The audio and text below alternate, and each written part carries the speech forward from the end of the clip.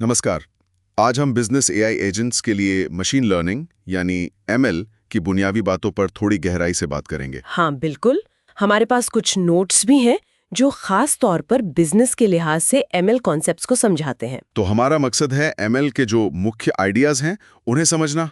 और ये भी कि ये बिजनेस में एआई को कैसे ताकत देता है। हाँ, और खासकर इसकी स्ट्रेटेजिक इंपॉर्टेंस क्या है। सही। तो चलिए शुरू करते हैं। मशीन लर्निंग आखिर ये है क्या?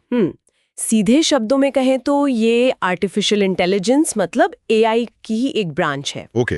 ये कंप्यूटर सिस्टम्स को, और इसमें एआई एजेंट्स भी आते हैं, डेटा से सीखने की काबिलियत देती है। डेटा से सीखना मतलब बिना प्रोग्रामिंग के? हाँ, कमाल की बात यही है, उन्हें हर नई जानकारी के लिए अलग से स्पष्ट रूप से प्रोग्राम करने की जरूरत नहीं पड़ती। अच्छा।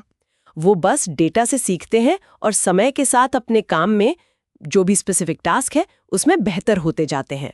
ये कुछ ऐसा हुआ जैसे कंप्यूटर को पैटर्न पहचानना सिखाना। बिल्कुल। पैटर्न पहचानना और फिर अनुभव के आधार पर आप कह सकती हैं समझदार फैसले लेना। जैसे कोई उदाहरण दे सकती हैं? हाँ, सोचिए जैसे कोई एक्सपीरियंस्ड बिजनेस एनालिस्ट होता है ना, वो पिछले सेल्स डाटा को देखकर आने वाले मार्केट ट्रेंड्स का अंदाजा लगाना सीखता है। अच्छा, ठीक है, समझ गया। एमएल भी कुछ वैसा ही करता है, पर कंप्यूटर के लेवल पर। और बिजनेस में एआई एजेंट्स के लिए ये इतना जरूरी क्यों है? देखिए, बिजनेस का माहौल है ना, बहुत डायनामिक होता है, हमेशा बदलता रहता है। हाँ, वो तो है। तो एमएल एजेंट्स को इस बदलाव के साथ ढलने, अडेप्ट करने में मदद करता है ताकि वो असरदार तरीके से काम कर सके। मतलब रियल टाइम में एडजस्ट करना। हाँ, जैसे पर्सनलाइजेशन को ही ले लीजिए। ई कॉमर्स साइट पर आपकी पसंद के हिसाब से प्रोडक्ट्स दिखाना। हाँ, ये तो देखा है। या फिर बड़े डेटा सेट से छिपे हुए पैटर्न खोजना, जैसे कंज्यूमर की बदलती पसंद को पहचानना। या फिर कस्टमर सर्विस चैटबॉट का समय के साथ बेहतर जवाब देना सीखना। ये सब एमएल से ही मुमकिन हो पाता है। समझ गया। तो ये सीखने की जो प्रक्रिया है, ये एमएल प्रोसेस, ये काम कैसे करती है? असल में इसकी तुलना आप एक तरह से बिजनेस स्ट्रैटेजी साइकिल से कर सकते हैं। अच्छा, कैसे? देखिए, पहले डेटा इकट्ठा करना है ना, जैसे मार्केट रिसर्च। हाँ। फिर उसे साफ करना, तैयार करना, मतलब गलतियां सुधारना, उसे ऑर्गेनाइज करना। ठीक है। फिर सही तकनीक यानी मॉडल चुनना, जैसे सेल्स फोरकास्टिंग के लिए कौन सा मॉडल सही रहेगा। ओके। फिर उसे सिखाना मतलब ट्रेन करना पुराने डेटा पर। फिर उसका प्रदर्शन जांचना, इवैल्यूएट करना, जैसे फोरकास्ट की असल बिक्री से तुलना करना। राइट। और आखिर में उसका इस्तेमाल नई भविष्यवाणी यानी प्रिडिक्शन के लिए करना, जैसे अगले क्वार्टर की सेल्स का अनुमान लगाना। अच्छा, ये तो सच में काफी हद तक स्ट्रैटेजी प्लानिंग जैसा ही है। हाँ बिल्कुल। अच्छा, नोट्स में दो मुख्य तरह के एमएल का जिक्र था, सुपरवाइज्ड और अनसुपरवाइज्ड लर्निंग। इनमें क्या फर्क है? हाँ, ये एक जरूरी पॉइंट है। सुपरवाइज्ड लर्निंग जो है वो लेबल वाले डेटा से सीखता है। लेबल वाला डेटा मतलब ट्रेनिंग डेटा में इनपुट यानी सवाल भी होता है और उसका सही आउटपुट यानी लेबल या जवाब भी होता है। अच्छा। ये कुछ ऐसा है जैसे किसी स्टूडेंट को उदाहरण और उनके सही जवाबों के साथ पढ़ाया जा रहा हो। ओके। लक्ष्य होता है एक ऐसा फंक्शन या रूल सीखना जो इनपुट को आउटपुट से मैप कर सके। समझ गया। तो फिर अनसुपरवाइज्ड क्या है? वो इसके उलट बिना लेबल वाले डेटा से सीखता है। बिना लेबल के? तो फिर वो सीखता कैसे है? यहाँ कोई सही जवाब पहले से नहीं पता होता। एल्गोरिथम का काम होता है खुद ही डेटा में छिपे हुए पैटर्न या स्ट्रक्चर या ग्रुप्स ढूंढना। अच्छा। जैसे मान लीजिए आपके पास बहुत सारा सामान है और आपको बिना किसी निर्देश के उसे उनकी समानताओं के आधार पर अलग अलग ग्रुप्स में लगाना है। इंटरेस्टिंग। तो मुख्य फर्क डेटा में ही है, एक में जवाब हैं, दूसरे में नहीं। बिल्कुल सही। सुपरवाइज्ड में जवाब होते हैं, अनसुपरवाइज्ड में नहीं होते।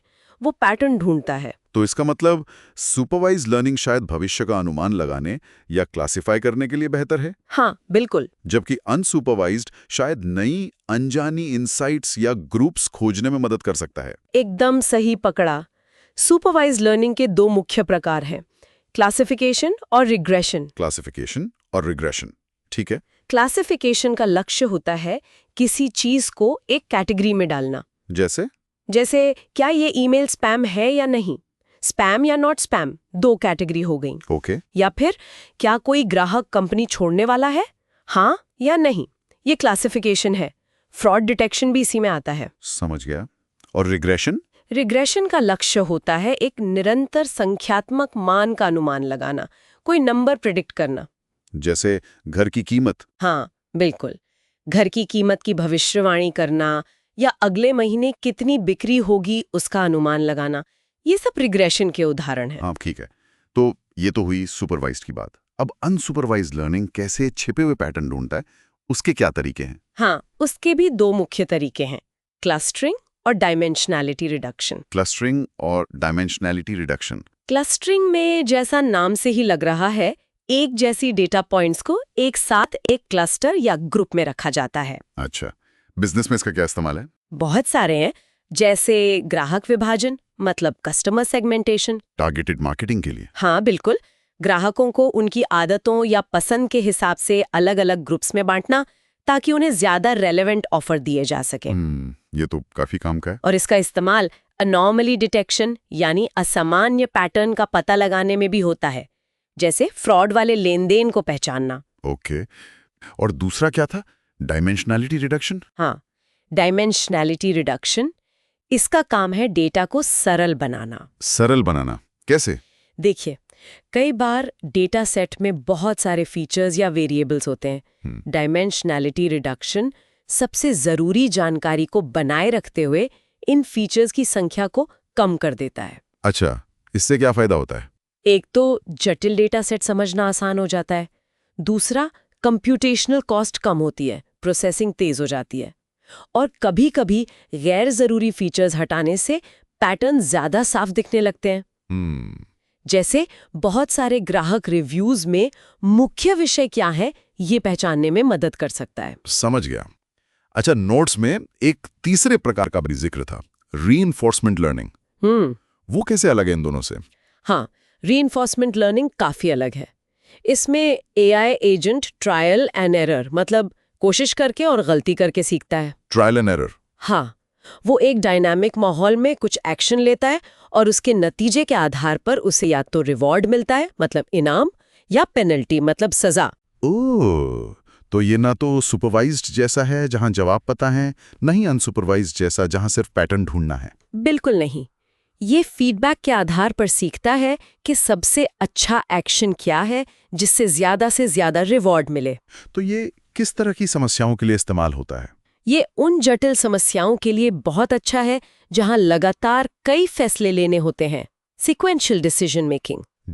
जैसे लॉजिस्टिक्स या सप्लाई चेन को ऑप्टिमाइज करना, रोबोटिक्स या सेल्फ ड्राइविंग कार को ट्रेन करना। अच्छा, ये तो बिल्कुल अलग पैराडाइम है। हाँ, देखिए, ये सारे कॉन्सेप्ट समझने जरूरी हैं, लेकिन शायद थोड़े तकनीकी भी हैं। हाँ, हो सकते हैं। आपने शुरू में जो बिजनेस स्ट्रैटेजी वाली उपमा दी थी, वो काफी मददगार थी। क्या यही तरीका है इन्हें बिजनेस लीडर्स तक पहुंचाने का, उपमाओं और विजुअल्स का इस्तेमाल? हाँ, बिल्कुल।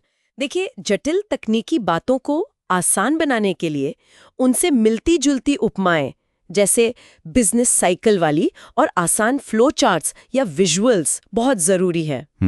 और एक और चीज जो बहुत जरूरी है, वो है बिजनेस बॉटम लाइन नजरिया। मतलब हर तकनीकी कॉन्सेप्ट को लगातार उसके प्रैक्टिकल फायदे और बिजनेस पर पड़ने वाले असर, उसके स्ट्रेटेजिक इम्प्लीकेशन से जोड़कर देखना, ताकि लीडर समझ सकें कि ये मेरे लिए क्यों जरूरी है। बिल्कुल। अगर हम इसे बड़ी तस्वीर से जोड़कर देखें तो फोकस हमेशा स्ट्रेटेजिक एप्लीकेशन और वैल्यू क्रिएशन पर होना चाहिए। तभी वो समझ पाएंगे कि ये कॉन्सेप्ट्स क्यों मायने रखते हैं। सही कहा। तो अगर हम इसे समेटे तो मशीन लर्निंग मूल रूप से एआई एजेंट्स को अलग अलग तरीकों से डेटा से सीखने की ताकत देता है। हाँ। चाहे वो भविष्यवाणी करना हो, जो सुपरवाइज्ड लर्निंग है, सही, या पैटर्न खोजना हो, यानी अनसुपरवाइज्ड लर्निंग, या फिर ट्रायल एंड एरर से सीखना हो, जो रीइंफोर्समेंट लर्निंग है। बिल्कुल। पर इन सब का मकसद है अलग अलग तरह की बिजनेस समस्याओं को हल करना। तो ये सिर्फ तकनीक नहीं है। नहीं, ये एक रणनीतिक हथियार है। बिल्कुल। एक स्ट्रेटेजिक टूल है। बिल्कुल। और जाते जाते सोचने के लिए एक सवाल छोड़ जाती हूँ। हाँ। जिस तेजी से एमएल की वजह से एआई एजेंट्स बेहतर हो रहे हैं और सीख रहे हैं, भविष्य में ऐसे कौन से नए तरह के बिजनेस फैसले हो सकते हैं जिन्हें आज हम शायद बहुत जटिल मानते हैं या सोचते हैं कि ये तो बस इंसान की सूझबूझ या इंट्यूशन से ही हो सकते हैं। हाँ। लेकिन कल शायद वो भी डेटा के आधार पर डेटा संचालित तरीके से लिए जा सकेंगे। ये वाकई सोचने वाली बात है, बहुत दिलचस्प है ना? इस बेहतरीन चर्चा के लिए बहुत बहुत धन्यवाद। धन्यवाद।